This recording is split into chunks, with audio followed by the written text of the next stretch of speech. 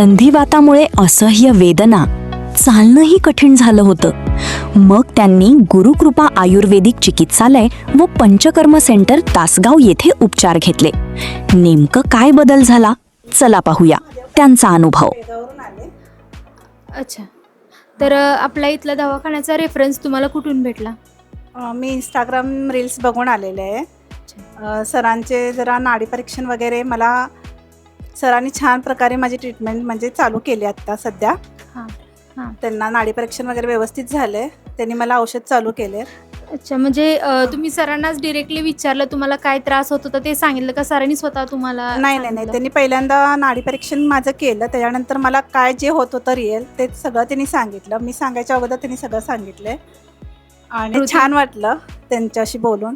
हां. म्हणजे जे काय मनात शंका होत्या त्या सगळ्या ते सरांनी सॉल्व केल्या.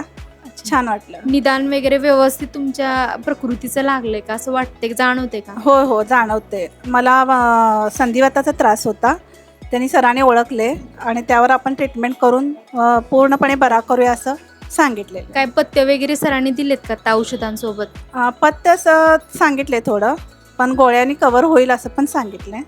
मी फार जागी ट्रीटमेंट घेतलेली, पण मला काय तेवढा फरक जाणवला नाही. आता सरांच्या जवळ होईल कव्हर. आचार्य डॉक्टर गणेश मुनींजी आयुर्वेदाचार्य यांनी नाडी परीक्षण करून योग्य पंचकर्म उपचार सुरू केले आणि फक्त 7 दिवसातच जाणवला फरक. तुम्हालाही असा त्रास असेल तर आजच भेट द्या गुरुकृपा आयुर्वेदिक चिकित्सालय व पंचकर्म सेंटर तासगाव आणि अनुभवा नैसर्गिक उपचारांचा प्रभाव.